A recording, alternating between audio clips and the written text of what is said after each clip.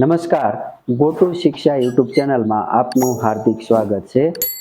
સૌપ્રથમ કહી દઉં કે અમારી ચેનલમાં આપ નવા હોય તો સબસ્ક્રાઈબ જરૂર કરી લેજો અને આપના કેન્દ્રનું નામ કોમેન્ટ કરો અને વિડીયોને લાઈક કરવાનું ભૂલતા નહીં. આજે આપણે છે માર્ચ મહિનામાં ત્રીજો મંગળવાર એટલે કે બાલ દિવસ કઈ રીતે ઉજવવાનો છે તેના વિશેની વાત કરવાની છે. તો આ મહિનાની થીમ શું છે અને થીમ મુજબ કઈ પ્રવૃત્તિ કઈ રીતે ઉજવણી કરવાની છે તેની સંપૂર્ણ વિગત આ વિડીયોમાં જોઈશું અને વિડીયો અંત સુધી નિહાળો જેથી આપણને સંપૂર્ણ માર્ગદર્શન મળી રહે. ચાલો તો આપણે જોઈએ કે આપણે ઉજવણી કઈ રીતે કરવાની છે. માર્ચ મહિનાની પ્રવૃત્તિ જોઈએ તો આપણે માર્ચ મહિનાની અંદર શું કરવાનું છે પ્રવૃત્તિ આપેલી છે.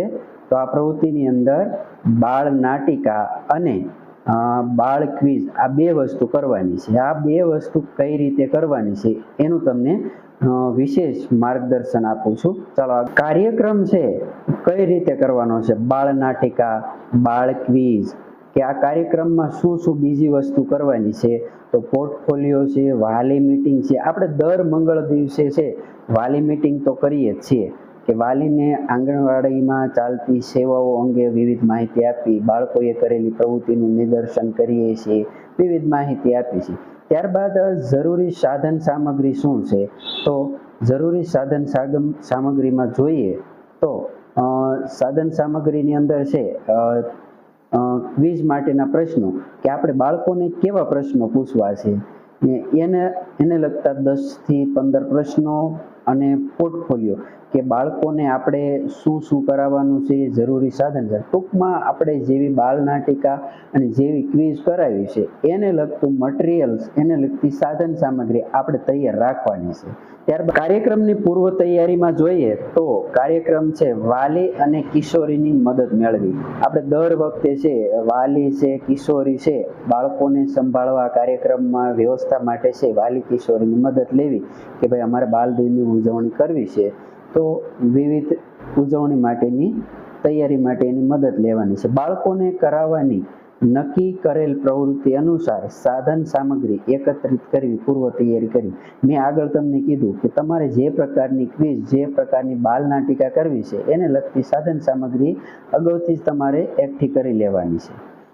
બાળ દિવસનું બેનર જે આપણે દર વખતે બાળ દિવસની ઉજવણી કરીએ છીએ તો પાછળ બાળ દિવસનું બેનર લગાવીએ છીએ તે લગાવી દેવાનું છે.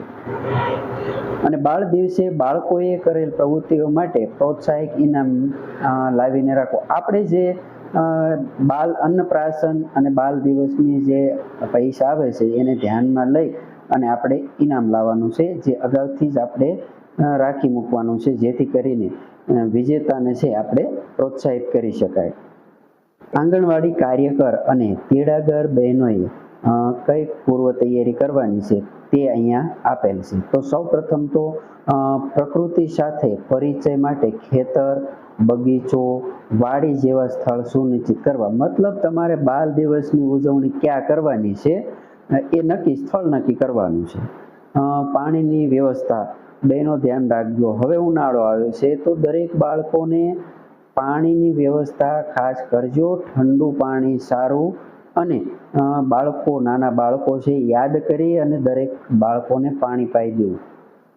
બાળકના જન્મદિવસ ઉજવણીની તૈયારી કરે. જો કોઈ બાળકનો જન્મદિવસ આવતો હોય તો વાલીને કહી અને જરૂરી સાધન સામગ્રી અને એના જન્મદિવસ ઉજવણી માટે તમારે શું તૈયાર કરવાનું છે એ અગાઉથી જ વ્યવસ્થા કરી રાખવાની.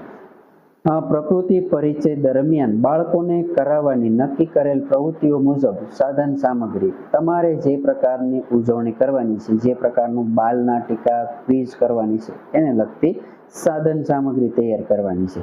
અને વધારે પ્રમાણમાં સંખ્યા આંગણવાડીની ઉજવણીમાં ભાગ લે તે સુનિશ્ચિત કરવાનું છે કે ભાઈ માતા પિતા કિશોરીઓ છે ટૂંકમાં આપણા વિસ્તારના લાભાર્થીઓ વધારે હાજરી આપે એ નક્કી કરવાનું છે. વાલી ગ્રુપમાં મેસેજ કરી દેવાના કે ભાઈ અમારા આંગણવાડીમાં બાલ દિનની ઉજવણી કરવાની છે અને બાળકો વિવિધ પ્રવૃત્તિ કરવાના છે તો પ્રવૃત્તિ નિહાળવા માટે અવશ્ય પધારો. ત્યારબાદ નીચે 2 ફોટા આપેલા છે જુઓ કે આ પહેલો ફોટો છે એમાં એક નાટિકા કરેલું છે ને બાળકોએ પક્ષીઓના મોહરા પહેર્યા છે અને કંઈક ભજવી રહ્યા છે. અને બીજું જોઈએ તો બીજા ચિત્રમાં પણ કંઈક ડોશીમાં જેવી વાર્તા આવે છે એવું કંઈક દેખાઈ રહ્યું છે જોવા અહીંયા. તો તમારે જે પ્રકારનું નાટિકા અને પ્રશ્ન ક્વિઝ કરવાની છે એને લગતું તૈયાર કરવાનું છે અને આવી રીતે ઉદાહરણ મુજબ તમારે ફોટા પાડી અને તમારે ઘટક કચેરીએ મોકલવાના રહેશે. ચાલો આગળ જોઈએ. કાર્યક્રમ કરવાની રીત જોઈએ તો બાળ નાટિકા કઈ રીતે કરાવવું, તો કે નાટકના પાત્રો મુજબ બાળકોને ડ્રેસ પહેરાવી અભિનય માટે તૈયાર કરવા અને આંગણવાડી કાર્યકર કે આંગણવાડી તેડાગર છે, કિશોરી છે, વાલીમાંથી કોઈ પણ એક વ્યક્તિ નાટિકાના સંવાદ બોલશે અને બાળકો એનો અભિનય કરે. ટૂંકમાં તમારે જે પ્રકારનું નાટક કરાવવાનું છે એ નાટકને લગતા પાત્રો કે મોહરા છે કે પહેરવેશ છે એ લઈ લેવાનું છે અને જે નાટક કરાવવાનું છે એનો એક વાર્તા હોય કે પછી કોઈ પણ અભિનય છે એનો જે સંવાદ આવતો હોય એ તમે કોઈ પણ વ્યક્તિને મદદ લઈ અને બોલાવી શકો છો અને જે પાત્ર આવતા જાય અને જે સંવાદ આવતો જાય એમ બાળકો છે એ અભિનય કરતા જશે. આ હતું બાળ નાટિકા એટલે કે બાળકોનું નાટક હતું. ત્યારબાદ છે બીજી વાત હતી ક્વિઝની. ક્વિઝ કેવા પ્રશ્નો રાખી શકાય, કઈ રીતે પ્રશ્નો પૂછવા એ જોઈએ. તો એ પ્રશ્નો તમને અહીંયા નીચે આપેલા છે કે કેવા પ્રકારના પ્રશ્નો પૂછાય. ક્વિઝ રાખવી હોય તો જો અહીંયા 10 પ્રશ્નો તમને ઉદાહરણ સ્વરૂપે આપેલા છે. આપણે થીમ આધારિત છે, અભ્યાસક્રમ આધારિત છે એટલે આવા પ્રશ્નો તમે અન્ય બીજા આને લગતા વૈકલ્પિક પ્રશ્નો પણ રાખી શકો છો. જો બાળ ક્વિઝ છે, આંગણવાડી કાર્યકર બહેન નીચે આપેલ 10 પ્રશ્નો પૂછશે, કયું બાળક વધારે પ્રશ્નોના જવાબ આપે તેની નોંધ રાખવાની છે. પહેલો પ્રશ્ન છે, આપણી આંગણવાડી કયા ગામમાં આવેલી છે? આપણા હાથ અને પગ કેટલા છે? પક્ષીની કેટલી પાંખો હોય છે? કોઈ પણ 5 શાકભાજીના નામ બોલવાના છે. 2 પૈડાવાળા વાહનના નામ બોલવાના છે. હાથ ક્યારે ધોવા જોઈએ? શીરો સુખડી સ્વાદમાં કેવા લાગે છે? પાણીમાં રહેતા પ્રાણીઓના 2 નામ.